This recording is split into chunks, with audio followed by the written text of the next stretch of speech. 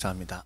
오늘 열왕기 하 11장 12절부터 21절입니다. 열왕기 하 11장 12절로 21절의 말씀입니다.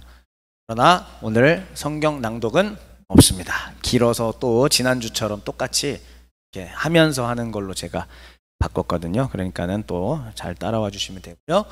오늘 제목 한번 같이 읽겠습니다. 괄호 안에 있는 것까지 읽어주세요. 한번 제목 읽겠습니다. 시작. 네, 말이 좀 이상하고 어려운 것 같으니 한 번만 다시 읽어보겠습니다. 시작. 엘리사 내러티브, 회복의 열쇠. 우리는 지난 시간까지 방금 전에 합심기도 할 때도 같이 이야기를 했지만 열왕기 하 부분을 들여다보면서 여호와의 말씀이 무엇을 고쳐가는 과정들을 살펴보았습니다. 여호와의 말씀이 물을 고쳤고, 여호와의 말씀이 개인의 영혼을 고치고, 여호와의 말씀이 한 집안을 고쳤고, 그 개인과 집안을 고쳤다라는 것은 단순히 영적으로 고쳤다라는 것뿐만이 아니라 하나님이 정하신 율법에 담겨있는 하나님의 나라, 그 통치 질서가 다시 회복되는 것까지 이르렀다는 것을 우리가 살펴보게 되었습니다. 특별히 두 번째였던 이 집을 고쳤으니, 그 선지자 생도의 미망인의 두 아들을 건져주신, 그리고 일단은 먹고 살 수 있게 해주셨던 그 하나님의 보면서 하나님의 나라의 율법에 담겨있는 정신이 이렇게 회복해 가는구나라는 것도 우리는 확인하게 되었습니다. 그리고 또한 포위당했던 사마리아 성이 어떻게 회복하는지도 우리가 살펴보게 되었습니다. 이렇게 이 세 가지 이 스텝을 살피면서 열왕기는 분명히 하나님께서 무언가 회복해 가시는 메시지들을 가득 담아 주셨구나 라는 것들을 우리가 경험하게 됩니다. 그래서 밑에 노란색으로 써 있는 것들을 보면 여호와의 말씀 회복 과정이라고 제가 한번 만들어 봤어요. 여호와의 말씀이 회복한다는 것은 다시 말하면 하나님의 나라, 즉 하나님의 나라가 너무 추상적이죠. 하나님이 원래부터 꿈꾸시고 바라신 나라에 가장 가까운 모습으로 조금씩 회복해 가더라. 물론 잘 아시다시피 사이클이 계속 이렇게 됩니다. 회복했다가도 또 망하고, 회복했다가 망하고. 궁극적으로 열왕기는 뒤에서 오늘 결론 때도 말씀드리겠지만 열왕기는 나라가 왜 망했는지 반성하는 책입니다. 그러니까 이미 망한 것을 전제하고 있고요.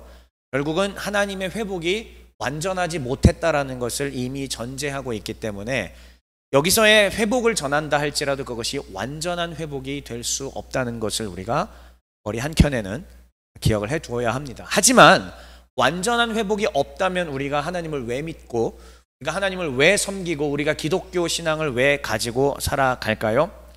분명히 우리 기독교는, 성경은 우리에게 이 불완전했던 회복이 아니라 완전한 회복이, 참된 회복이 있음을 우리에게 가르쳐주고 있습니다. 그것은 결론부에 이르러서 다시 한번 말씀드리도록 하겠습니다. 그러면은 오늘은 어떤 순서로 말씀이 진행되느냐?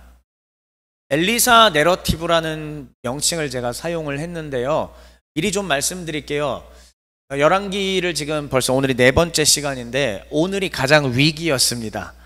왜냐하면 저는 여러분은 아시다시피 그냥 어느 책을 보고 짜집기를 하거나 뭐 제 생각을 이런 게 아니라 성경 이 본문이 정말 그렇게 말하고 있는지 통으로 다 구조를 살피고 확인이 돼야만 여러분들 앞에서 말씀을 전하는 피곤한 성격을 가진 사람인 거 잘 아시지 않습니까?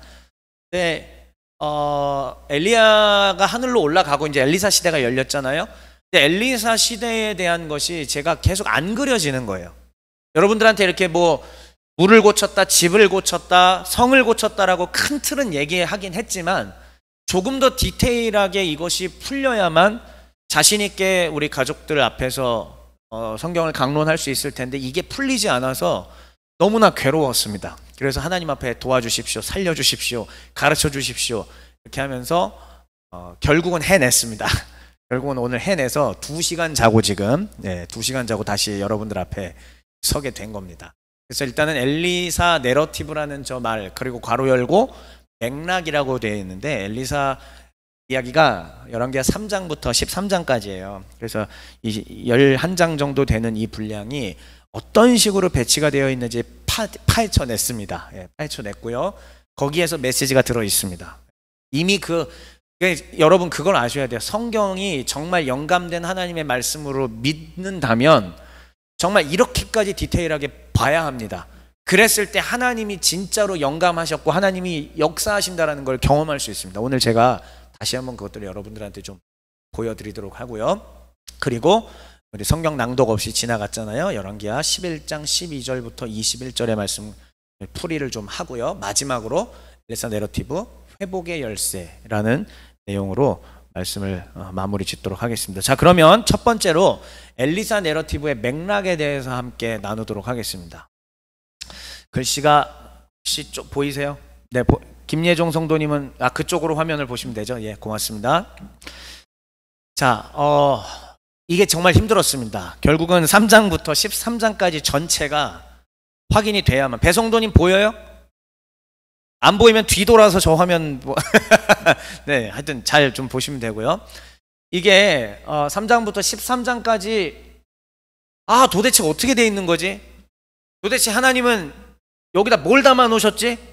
하나님은 이거 분명히 이 통 안에 뭔가 있을 텐데 라는 이런 고민을 하면서 하나하나 이제 파헤쳐 나가기 시작했는데, 하나님께서 지혜를 주셔서 저에게 이것들이 보이게 해주셨어요. 이제 여러분 한번 화면을 잠깐만 같이 보면서 할게요. 이 파란색 밑줄로 된 것은 사실 그렇게 중요하지 않다라고 보시면 됩니다. 일단은 그래서 이 부분들은 모압을 침공하는, 즉 북왕국과 남왕국과 에돔이 합세해서 모압을 치는 그런 장면, 전쟁 이야기고요. 그 밑에 세 번째 파란색도 아람 침공, 그러니까 아람이 북왕국을 둘러싼, 이게 바로 지난주에 우리가 살펴본 본문이죠. 그 다음에 또 예언이 성취되었다. 이것은 엘리야를 통해서 열왕기 상에서 주어진 그 예언이, 이거 뭐냐면은 이런 거죠. 첫째는 네 제자 엘리사를 세워라. 이게 하나님 주신 첫 번째고요. 두 번째는 아람 왕 하사엘을 세워라. 세 번째는 북왕국 이스라엘의 왕을 예후로 세울 거라.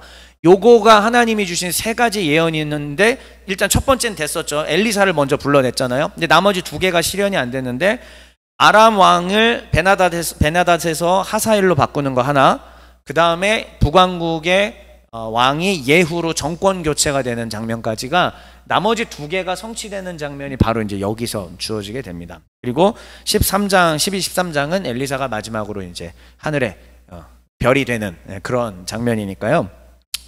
근데 요 사이에 빨간색으로 제가 표시해 놓은 것들을 보면은 다 공통점이 뭐죠? 세 가지. 무슨 사역? 한번 읽어 주실래요? 크게 시작. 좋습니다. 회복 사역. 그러니까는 이 엘리사 내러티브 안에는, 즉 엘리야에서 엘리사로 그 승계가 되고 난 이후부터 엘리사가 주로 했던 사역은 무엇이었냐면은 하나님의 말씀이 통치되는 삶과 국가로 회복해 나가는 과정이었다는 것이에요. 이것은 이 앞에 있는 목사가 마음대로 얘기하는 것이 아니라 성경이 이미 그렇게 기술하고 있다는 것을 확인했다라는 것을 여러분들께 말씀을 드립니다. 하나님은 엘리사를 통하여 주로 뭘 하셨냐? 율법에 담겨 있었던 그 세상으로 회복시켜 나가는 작업을 하셨죠. 자, 그러면은 우리 한번 볼게요. 첫 번째 회복 사역은 무엇이냐면은 제가 여러분들께 드렸던 그 지난 3번 시리즈에 해당하는 것이죠. 일단 물이 회복되었다라는 것은 이어져서 곧 한 명의 개인이 회복되는 것이고, 또 이 선지자 생도의 미망인이 회복됐다는 것은 또 더 나아가서 그의 아들들까지 회복되고 그의 집안이 회복되는 것이었고, 더 나아가서 성이 회복되는 것까지 확인하게 되었습니다. 자세한 내용은 또 밑에 준비되어 있으니까 그때 더 얘기하고요. 그 다음에 또 두 번째 회복 사역은 뭐냐? 수넴 여인의 이야기가 나오는데, 이 수넴 여인의 토지 권리를 다시 율법대로 회복시켜주는 장면이 나옵니다. 그러니까 그냥 뭐 수냄 여인에서 땅 찾아줬다 이런 얘기가 아니에요. 하나님이 원래 정해놓으신 그 법칙대로 토지를 다시 되찾아주는 그러한 회복이, 말씀의 회복, 즉 율법의 회복이 있게 되었다라는 것을 다시 한번 볼 수가 있고요. 그 다음에 세 번째 회복 사역 같은 경우는 무엇이냐면은 오늘 본문에 해당하는 것인데, 오늘 본문에 있다가 좀 더 자세히 우리가 볼 거니까 일단은 이렇게만 말씀드릴게요. 율법이 회복되면 뭐가 회복되고? 뭐냐? 다시요. 하나님과 우리가 서로 약속한 언약 사이다. 그러므로 우리는 율법을 기쁨으로 지킨다. 이게 언약 관계예요. 그런데 율법을 지키지 않는다면 언약 관계는 어떻게 된 거다? 깨진 거죠. 그런데 율법이 회복되니까 자연스럽게 다시 뭐가 회복된다? 하나님과의 언약, 약속 관계가.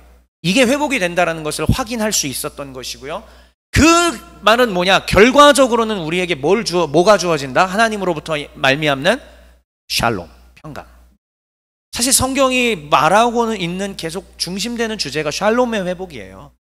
하나님은 율법을 회복시킴으로 언약 관계를 회복시키고, 그거의 열매는 뭐냐? 샬롬이다. 이것을 11장, 12장에서 우리에게 보여주고 계십니다. 그리고 이제 작별 인사까지입니다. 자, 그러면은 이 회복사역 1, 2, 3를 조금 더 디테일하게 한 번만 보여드릴게요. 자, 여기 보세요.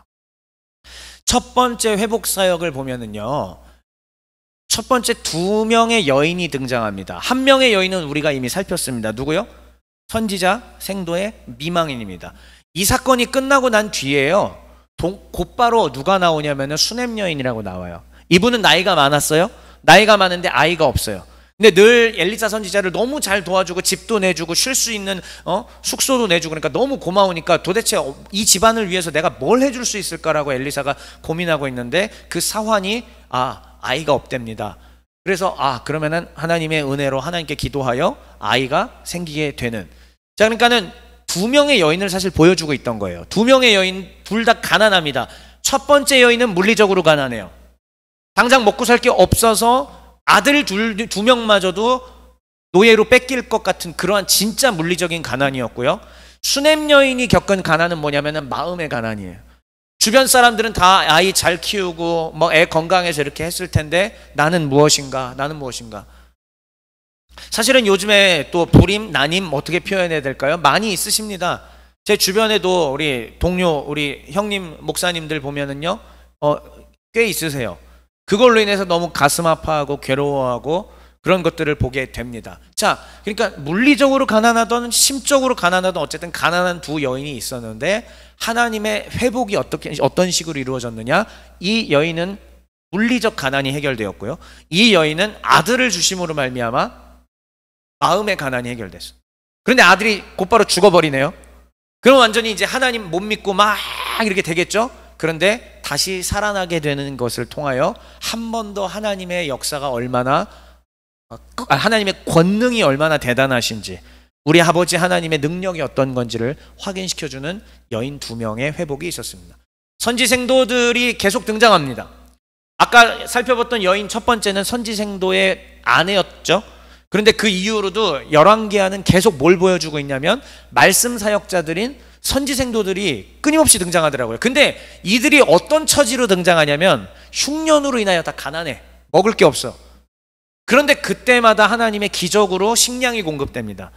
여러분, 우리는 이러한 본문들을 볼 때마다 하나님이 은혜 베푸셔서 먹을 걸 주셨습니다. 할렐루야 이렇게 할 수는 있지만은요, 조금 더 깊이 들어가 보면은 하나님은 하나님의 일을 하는 자들에게, 하나님의 백성들에게, 하나님의 자녀들에게 필요한 것을 채우신다라는 관점으로, 그리고 이제 선지생도들이 얘기가 계속 나오고 있으니까 여기선 특별히 조금 더 하나님의 사역을 담당하는 사람들을 책임지시는 그런 것들로 관점을 볼 수도 있습니다. 자, 이번에 세 번째는 또 어떤 회복이냐면요, 잘 아는 나아만의 이야기예요. 나아만은 이방 사람입니다. 자, 이방 사람인 나아만이 나병에 걸려 있었습니다. 결과는 어떻게 됐죠? 잘 아시다시피 치료됐죠. 처음에는 막 뭐야 이 요단강이 뭐라고 안 씻어 이러다가 그냥 말 듣고 하세요 했더니 예 하고 했더니 병이 씻은 듯이 이제 나았습니다. 자, 이방인이었던 나아만은 나병이 나았는데 오히려 엘리사의 사환이었던 게하시는 욕심 부려고 시키지도 않은 짓을 해서 어떻게 되었죠? 예, 하나님의 이름으로 일컬음을 받는 백성인데 나병에 걸려버렸습니다. 그래서 사실은 뭐가 진짜 치료일까? 뭐가 나병에 걸리는 것일까? 우리의 영혼의 상태에 대해서 생각해 보자라는 것도 하나님께서. 그래서 회복의 사역 중에서는 우리의 영적인 나병과 이런 것들이 무엇인지를, 우리가 정말 예수 믿고 성령 받고 뭐 다양한 사역을 한다고 해서 막 잘난 척하고 그럴 수도 있잖아요. 그런데 우리 가슴 속에는 나병이 싹트고 있다는 것도 하나님이 때로는 알려주실 수 있다. 이런 것을 열왕기하에서 또 보여주고 있습니다. 또 선지생도가 나옵니다. 도끼를 빌렸습니다. 빠뜨렸습니다. 난 이제 어떻게 해요? 그런데 다시 도끼를 찾아주셔서 생계를, 사역자의 생계를 책임져 주시는 하나님을 보게 됩니다. 자, 그 뒤에도 수넴 여인, 아까 아들 죽었다가 살아난 수넴 여인이 또 나오는데, 그가 흉년으로 인하여서 잠시 블레셋에 가 있었어요. 다시 돌아왔을 때 그 땅과 소출을 다시 회복시켜주는, 그래서 하나님의 율법대로 그 땅을 지켜주는 것도 확인할 수가 있었습니다. 그리고 오늘 본문에 해당하는 내용은 이따 설명하면서 본문을 보면서 얘기 드리도록 하죠. 그럼 이제 본문으로 들어가 보겠습니다. 자, 엘리사 내러티브 안에서 이 세 번째 회복 사역에 해당하는 11장 12절부터 21절, 사실은 11장 1절부터 더 뒤까지의 스토리지만 그 중에 일부분을 제가 가져왔으니까 여러분 다시 한번 같이 보시면서 함께 말씀 나누죠. 12절 말씀 먼저 같이 읽어보겠습니다. 시작.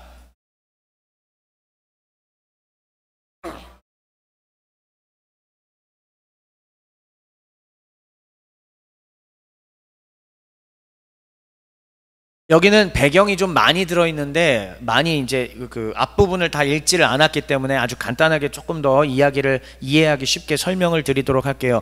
위에 여호야다가 나옵니다. 여호야다는 따라해 볼게요. 제사장. 다시 한 번만요. 제사장. 제사장이에요. 좋습니다. 그리고 왕자가 있는데 이 왕자는 훗날 왕이 되는, 따라해 볼게요. 요아스. 네, 다시 한 번, 요아스. 좋습니다. 이 두 사람을 기억한 상태에서 지금 무슨 상황인 거냐면요, 앞에 화면에도 있지만 한번 보시면서 제 얘기를 같이 들어주십시오. 북왕국에 예후라는 장군이 있었는데 예후가 반란을 일으키게 됩니다. 예언대로 된 것이죠. 그래서 북왕국의 요람 왕을 제거합니다. 그런데 그때 그 북왕국의 요람 왕과 남왕국의 아하시아 왕이 그 자리에 같이 있었어요. 그러니까 예후가 동시에 누구까지 제거했다? 남왕국의 아하시아 왕까지 다 제거. 일순간에 갑자기 북왕국과 남왕국의 왕이 둘 다 어떻게 된 거예요? 다? 예, 없어졌어요. 공석이 돼버렸죠. 여러분, 권력의 공백기가 왔을 때는 언제나 피바람이 부는 거 아시죠? 예, 그렇습니다. 근데 이 남왕국의 아하시아의 형제들마저도 예후가 다 제거해버렸어요. 이 상황 가운데 남왕국의 아하시아 왕의 엄마가 있는데, 이 엄마 이름을 한 번만 따라해 주세요. 아달리아. 다시 한 번만요. 아달리아. 이 아달리아는 남왕국 아하시아의 엄마이면서 한편으로는 누구의 딸일까요? 이세벨의 딸입니다. 자, 그렇다면 이 아달리아라는 왕비가 되시겠죠? 이분은 무슨 신앙을 갖고 있었을까요? 이세벨의 딸입니다. 그렇지. 뼛속까지 무슨 신앙? 네, 뼛속까지 바알 신앙을 가진 사람이에요. 대단한 사람입니다. 그래서 이 아하시아의 엄마인 아달랴가 미쳤습니다. 미쳐서 어떻게 하기 시작을 하느냐? 어차피 북왕국도 죽었고, 어차피 내 아들도 죽었고, 여호와를 섬기는 나라를 없애버리겠다. 왜? 뼛속까지 뭐가 들어있으니까? 바알이 들어있잖아요. 그러면 일시에 이 이스라엘을 남쪽 북쪽 다 어떻게 해버리겠다? 장악해서 바알의 나라를 만들어버리겠다. 이거였죠. 그래서 이 아달랴가 어디까지 폭주를 하게 되냐면, 아하시아, 내 아들 아하시아의 그 자손들까지 다 싸그리 제거해버렸습니다. 정신 나간 할머니죠? 이 말이 돼요, 이게? 정신이 나갔습니다. 폭주한 거예요. 바알의 나라를 건설하기 위해 이러한 엄청난 일을 하게 되었습니다. 근데 그때 하나님의 은혜로 딱 한 명 살아남은 거예요. 깐나네기였습니다. 예, 그 깐나네기가 누구다? 요아스예요. 이 깐나네기의 고모가 여기 이름 뭐라고 나와 있습니까? 여호세바라고 나와 있습니다. 이 고모인 여호세바가 이 요아스를 숨겨버려요. 어디다 숨겼냐면 성경은 우리에게 여호와의 성전에 숨겼다고 하고 있습니다. 성전에 숨겨서 몇 년 동안 숨어 지냈냐? 6년 동안 숨어 지내게 됩니다. 그래서 이제 8살쯤 된 어린이가 되었을 때에 제사장이었던 여호야다의 주도로 다시 한번 다윗 왕권, 즉 이 다윗의 후손이잖아요. 요아스는 유일하게 남은 다윗의 후손이잖아요. 이 다윗 왕권을 다시 회복시키는 일을 했다. 오늘 이 장면입니다. 그런데 여러분, 이 본문의 스토리를 보면서 다시 한번 회복이 어떻게 일어나나, 회복과 율법과 언약과 이런 것들이 어떤 관계를 갖고 있고, 그래서 그 결과가, 열매가 어떻게 주어지는지 오늘 성경을 통해서 사랑하는 우리 종의 가족들 직접 우리 모두 확인해 보기를 바랍니다. 자, 그럼 이제 13절 14절 한번 읽을게요. 시작.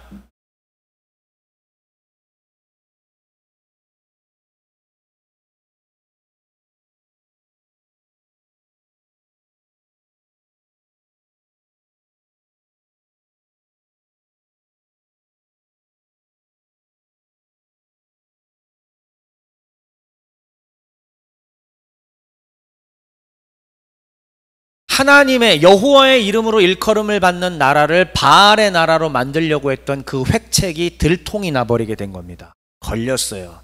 그리고 사람들이 다시 여호와를 섬기는 나라로 만들려는 시도를 하게 되었습니다. 그때의 아달랴가 반역이로다 반역이로다라고 얘기하는데 맞죠? 바알 신앙의 입장에서 봤을 때는 반역이 맞죠. 그러나 원래 이 나라가 어떤 나라입니까? 이 가나안 땅에 원래 하나님이 들여보내주신 이 나라가 누구를 섬기기 위해 만들어진 나라예요? 여호와 하나님. 그리고 여호와 하나님이 제정하신 율법의 통치를 받는 나라가 되는 것이 본래 목적인데, 그에 따르면 아달랴가 반역자인 셈이 되는 것이죠. 계속 이어보겠습니다. 15절 16절이에요 읽어볼게요. 시작.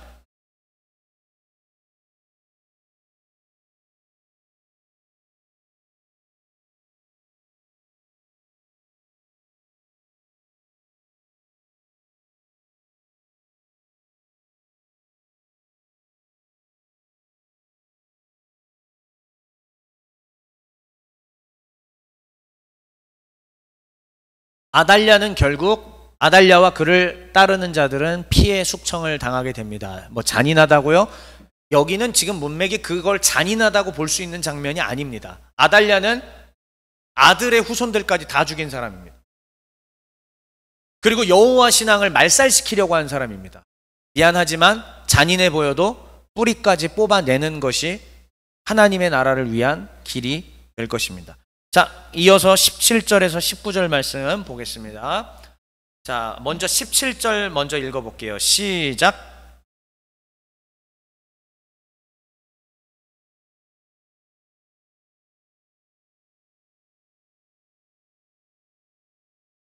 이 표현을 주목해 보셔야 합니다. 사랑하는 가족 여러분들, 성도 여러분들, 우리가 크리스천으로서 이 표현을 이해해야만 합니다. 이게 얼마나 중요한 메시지인지 이해해야만 합니다. 자, 보세요. 다시 한번 볼게요. 왕과 백성에게 누구와 언약을 맺게 했다? 여호와와 다시 언약을 맺게 한 겁니다. 이전까지는 언약이 파괴되어 있었어요. 그런데 제사장 여호야다가 중보자가 되어서 지금 뭐 해주는 거예요? 왕과 백성이니까 어쨌든 이스라엘 백성인 거죠. 그리고 여호와 사이에 다시 뭘 맺게 했다? 언약을 다시 체결합니다. 하나님, 잘못했습니다. 내가 다시 돌아갑니다. 하나님, 당신과 나는 혼인관계입니다.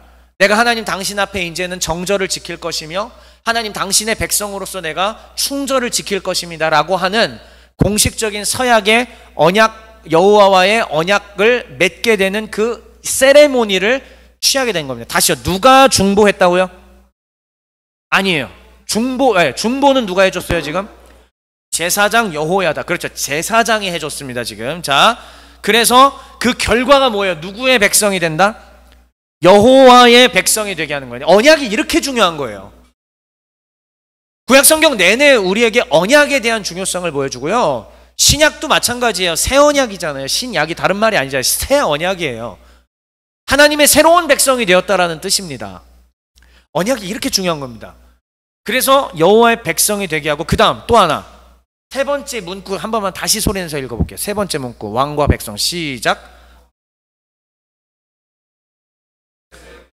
왕과 백성 사이에도 언약을 맺게 했답니다. 이들 사이에 언약이 왜 필요할까요?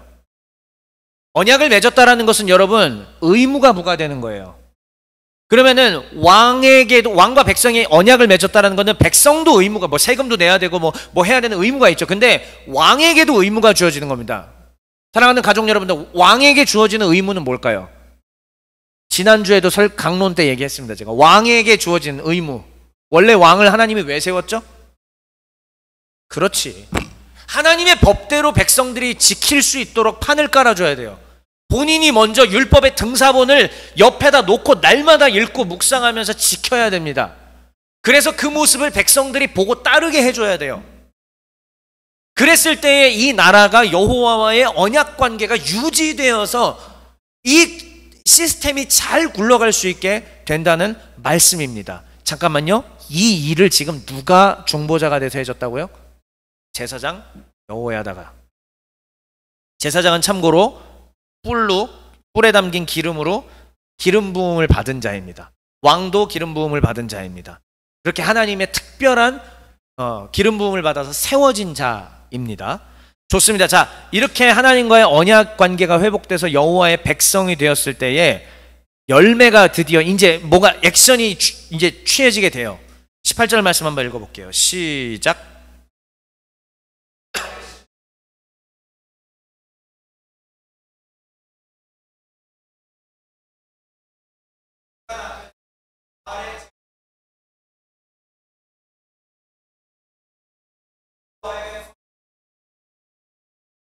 네, 수직하게 하다라는 건 지키다라는 말입니다. 19절까지 아예 다 읽고 설명드립니다. 19절 시작.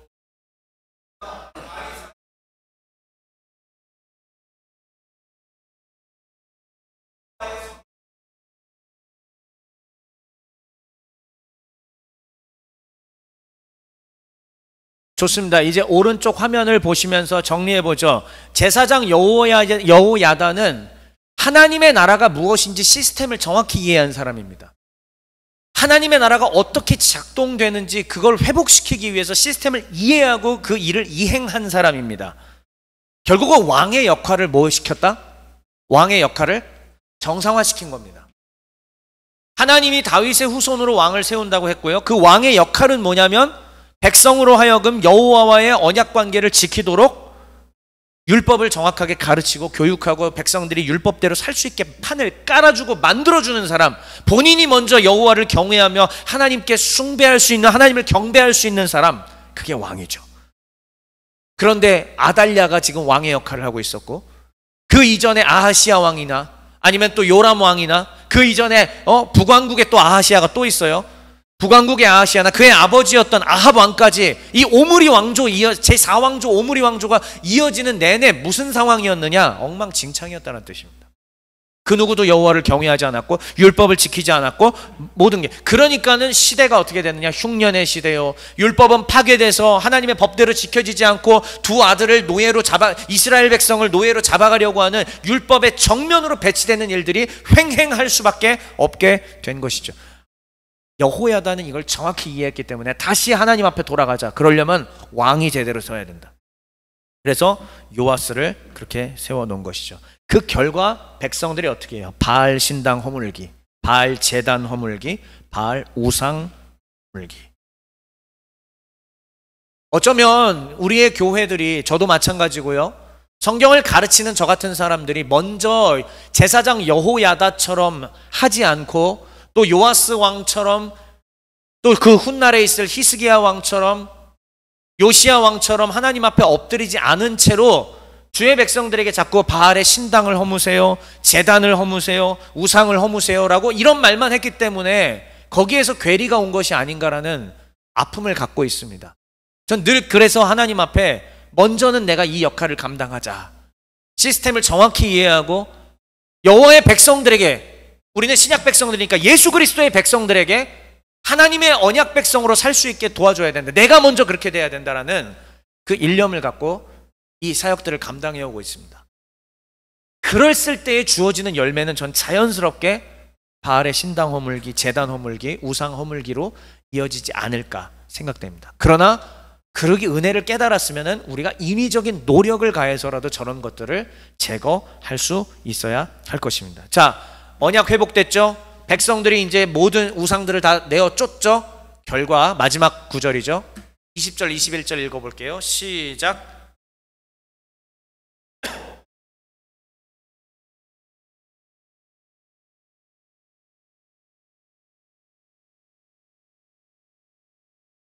네. 자, 자, 제가 뭐 성경 편집한 거 아니죠? 제가 구성한 거 아니잖아요. 열왕기 말씀입니다. 있는 그대로 살아계신 우리 아버지 하나님의 말씀이십니다. 이렇게 했더니 언약이 회복되니까 무슨 결과예요? 온 백성이 즐거워. 온 성이 평온. 이거 이제 영어 성경 ESV 성경에서는 quiet라고, 그러니까 조용했다라는 표현으로 나와 있더라고요. 그러니까는 샬롬이라고 제가 말은 했지만 샬롬도 맞는데요. 조금 더 디테일한 본문의 표현으로는요, quiet, 조용하다. 뭐 이런 쪽으로 좀 이해하는 것이 더 어쨌든 그게 그겁니다. 그래서 온 백성이 평안하게 속 시끄러운 거 없이 잘 살게 된다. 왜?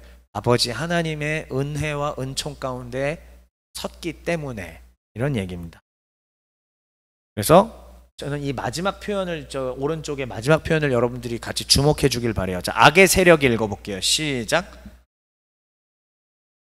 네. 악의 세력이 힘을 잃게 되더라.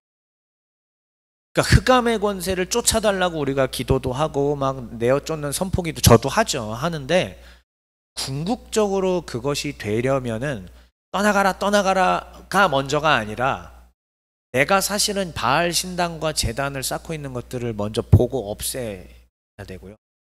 자연스럽게 이렇게 좀 교호적으로 동시에 이루어져야 돼요. 그러면서 아버지 하나님과의 언약 관계가 다시 회복돼야죠.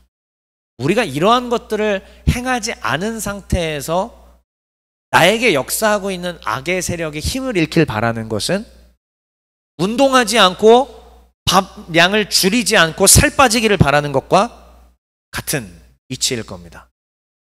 정동진은 열심히 마시고 있으니까 저렇게 살이 쪽 빠지셔가지고 멋있어졌지 않습니까? 뭔가 하고 있잖아요, 액션을. 마찬가지로 우리가 하나님 앞에서 그런 액션을 하고 언약 백성으로서의 회복되는 과정을 내어야 비로소 악의 세력이 힘을 잃게 되더라. 그러니까 악의 세력이 그냥 계속 힘을 잃을 때까지만 가만히 이러면은 안 돼요. 전쟁은 나에게 속한 것은 아니지만, 그러나 이 전쟁이 계속 승리로 이루어지기 위해서 전신갑주를 취해야죠. 성령의 검을 갈고 닦아서, 말씀의 검으로 이렇게 막 갈고 닦아서 흑암의 권세를 물리칠 수 있게 노력하셔야죠. 자, 본문 해설은 여기까지고 이제 마지막 이야기. 그래서 엘리사 내러티브 회복의 열쇠를 정리하면서 마치도록 하겠습니다. 여러분, 열왕기의 저술 목적은 아까 서두에서 말씀드렸는데요. 저는 오늘 열왕기 내러티브 전체 그림을 보여드렸지 않습니까? 여러 가지 이제 뭐 전쟁도 있고 그런데 회복사역. 엘리사의 이야기를 통해서 하나님께서는 지속적으로 내가 너희를 포기하지 않는다. 나는 너희를 절대로 포기하지 않고 너희의 회복을 바라고 있다. 너희가 내 자녀가 되기를 간절히 원하고 있다. 너희가 바알 신당과 제단과 우상을 허물기를 바란다라고 지속적으로 말씀을 들려주신다고 저는 생각합니다. 이 본문들을 준비하면서 엘리사 내러티브를 준비하면서 계속적인 하나님의 그 소리가 들리는 것 같았어요. 하나님은 끊임없이 이것을 바라고 원하시는데, 결국은 그렇게 되기 위해서는 일련의 과정들을 잘 시스템을 이해하면서 치러내야 되더라. 자, 그렇다면 열왕기의 저술 목적은 뭐냐? 먼저는 훈계입니다. 이스라엘의 10왕들이 의무를 불이행했기 때문에 이런 일이 벌어진 것이다. 요아스를 다시 세운 것은 무엇을 상징하는 것이냐? 하나님의 원래 뜻대로 왕이 제대로 왕의 자리에서 왕의 기능을 올바르게, 왕의 역할을 올바르게 하는 것을 우리에게 상징적으로 단적으로 보여주는 것이죠.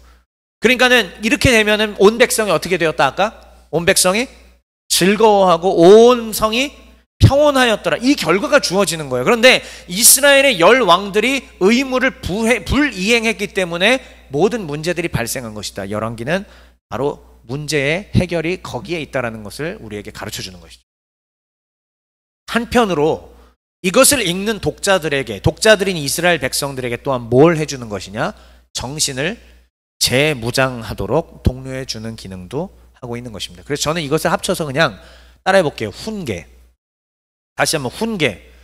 열왕기, 하나님은 열왕기를 통해서 우리에게 사실 훈계하시는 겁니다. 정신 차려라. 너희는 지금 바알 숭배를 하고 있는 것과 다를 바가 없다라는 것을. 자, 그런데 이 훈계에서 그치는 게 아니라 엘리사 내러티브에 있는 회복 메시지를 통해서 깨닫게 된 것이죠. 아니다. 거기에 그치는 게 아니라 하나님은 회복의 열쇠를, 회복의 비결을 제시해 주고자 하시는 것이구나. 그런데 제가 아까 강론의 서두에 이런 표현 기억하세요? 찬양 때 얘기한 건가? 제가 지금 언제 얘기한 건가 기억이 정확하게 안 나는데, 멘트 때 한 건지 기억이 안 나는데, 구약시대 때의 이 회복은 분명히 한계가 있는 회복이라고 말씀드렸습니다. 그런데 완전한 회복에 대한 기대가 있어야 기독교라고 말씀드렸잖아요. 이제 마지막으로 완전한 회복의 비결이 과연 무엇인지를 이야기하려고 합니다. 아주 특별한 건 아닙니다. 보시죠. 자, 회복의 열쇠는 무엇이냐? 일단 첫 번째, 내가 해야 될 것들, 비워야 될 것들이 있습니다. 그건 뭘까요? 내 안에 바알의 신당과 제단과 우상을 쌓은 것들을 찾아내야 되고요. 찾아내서 아버지 하나님 앞에 붙들고 그걸 허물어야 됩니다. 그것이 무엇인지는 목사가 완벽하게 찾아줄 수가 없습니다. 여러분들이 그 속 안에 깊은 곳 안에 숨기고 있을 수도 있고요. 저는 그것을 찾아낼 만큼 능력이 없기 때문에 안 됩니다. 근데 하나님은 다 알고 계시잖아요. 하나님 앞에 가셔야 돼요. 그리고 하나님, 내가 나 자신도 속이고 있는 바알의 신당과 제단과 우상이 있다면 하나님 알려주시고 보여주시고 허물도록 하여 주시옵소서. 이거를 반복적으로 계속 해나갈 때에 결국은 뭐가 되느냐? 악의 세력이 꺾이게 될 겁니다. 우리가 맨날 이세벨 이렇게 악녀 이세벨 이런 식으로 얘기했는데요. 그의 딸도 있습니다. 아달랴를 무시하지 맙시다, 여러분. 이세벨만 있는 게 아니에요. 아달랴도 만만치 않습니다. 우리의 영혼을 붙잡고 있는 아달랴는 무엇인가? 찾아야 합니다. 왜 우리는 계속 영적으로 잠자고 있는가? 왜 우리는 자꾸 능력이 없는 삶을 살아가는가? 왜 하나님과 관계없는 삶을 살고 하나님의 말씀과 찬양과 기도가 별로 싫어지는 삶을 살 수밖에 없는가? 악의 세력이 누르고 있기 때문입니다. 우리 영혼을 붙잡고 있는 아달랴와 같은 것이 있는 거예요. 그런데 그것을 꺾기 위해서는 바알의 신당과 제단과 우상이 뭔지 찾아내셔야 합니다. 개인에게 달려 있습니다. 공동체가 물론 함께 합심해서 찾기도 하지만 궁극적으로는 개인에게 달려 있습니다. 스스로 하나님 앞에 물어보시고 찾아야 합니다. 자, 그런데 아무리 해도 이것이 안 되잖아요.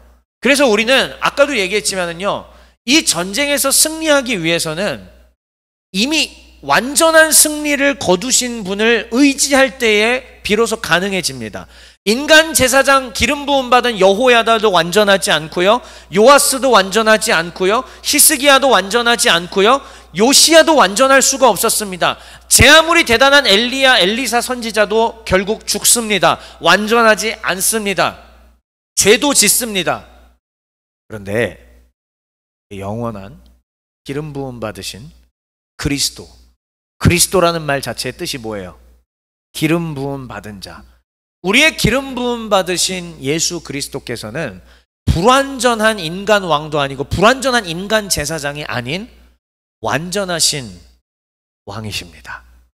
그러니까 우리가 날마다 영적인 싸움을 하고 나는 왜 이렇게 이 모양인가, 왜 눌리는가 할 때에 그 시선 자체를 내 무능함으로 돌리는 순간 답은 나오지가 않아요.